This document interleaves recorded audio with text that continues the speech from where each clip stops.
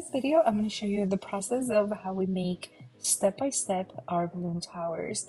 To support our tower, we're going to use the IKEA lamp, and from there, you're going to see how simple it is. Our first quad at the bottom, we make it all 16 inches, so it has more support. And we try to make this four balloons the same size.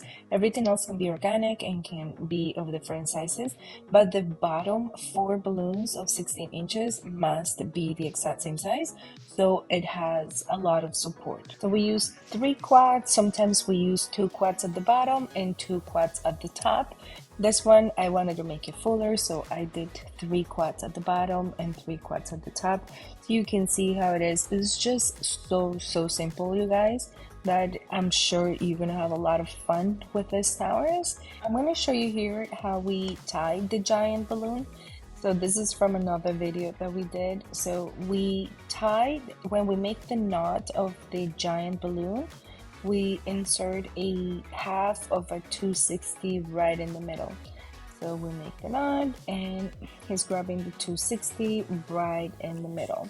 Then it's just going to be very easy to attach it to the other balloons. So it's the way I like the 260 is because it gives me a lot of flexibility.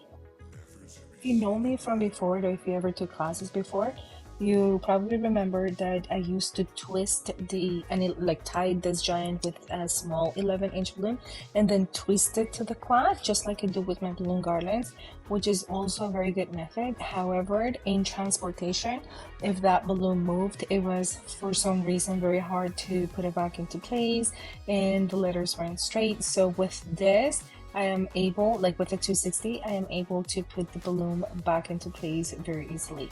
And also because I think I can do it, but my husband, he's the one that makes the delivery, so it's just making it easier for him as well. So you just stretch your 260 and just notice how he did it to the second quad at the bottom. He didn't tie his 260 directly to the first quad that was sitting under the giant. He did it to the second quad under the giant, so just even it puts a little bit more pressure to be more secure. And now we're just going to start filling up our tower, and this is where the magic happens. A basic tower is what most people will create, and that's why they look very average or very plain. But here's where we start adding fillers, and then you can add fillers in any way you like. I like doing a duplex on one side and a duplex on the other just to get started, and then I like adding smaller fillers of 5 inches. So in this case, I wanted to cover the pool with tassels. I didn't like the look, so I just decided that I was going to do something else that you'll see. But again, here it is just adding 5 inches in any way you want. So I do my fillers of 5 inches just the same way that I do for my balloon garlands.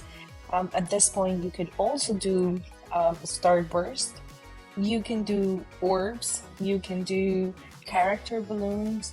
Here you can add the number balloons. You can do anything that you like.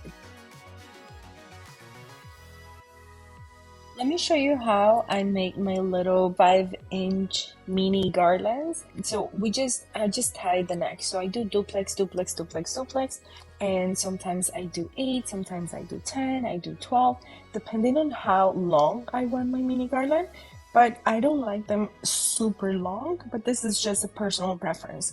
You can do these mini garlands in any way that you want. This is how I do it. I just tie the neck of my 5 inches to the of one duplex to the neck of the other duplex, and this is how it looks.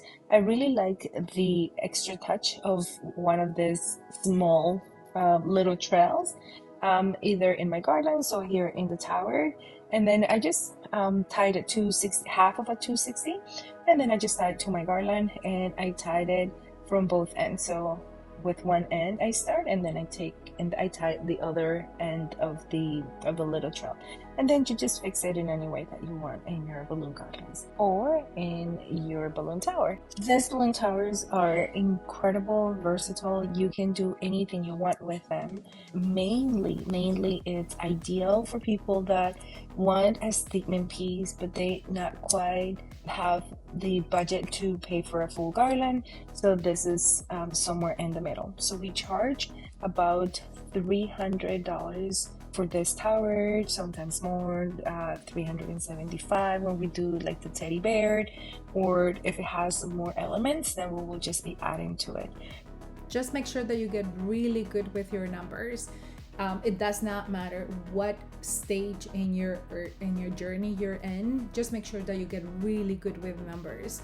Get the cost for every single balloon and all the materials that you're planning on using for this tower, and make sure that your profit margin is at the very least 60%. Okay, and as long as you keep adding perceived value, this is going to remain a very great offer for you and for your client. The only downside to this beautiful tower is that 6.5, 7 feet tall. So if you don't have a large vehicle, then you're probably going to struggle a little bit to transport it. However, there is an option because you can just split the tower in half. So the base, the lamp, you just unscrew it in half, and then you can transport it the top half and then the bottom half separately, and then you just put it back in place on site. So that's absolutely an option and something that I did many times before. And I also do it when my clients used to pick up this tower because it's also a pickup option, and then you do the exact same thing. You break it in two and then you just show the client how to put it back into place. I added pampas to this particular tower, but you can add anything else that you want. You can do flowers, you can do small cutouts. I've done that as well. Like if you have a specific theme and then you have extra sheets of printouts that you're doing ahead of time, you can just incorporate a few cutouts for this, and it just adds so much character to the garlands, to the tower. So I highly recommend that you try to add as many details as you can to make it really personal for your client. And obviously you're going to personalize one balloon because your client loves that. I can promise you that. And this is the final part, you guys. Read the description below for additional information and leave me a comment below. Let me know if you're gonna give it a try, and remember to subscribe to our channel. I'll see you on the next video. Peace.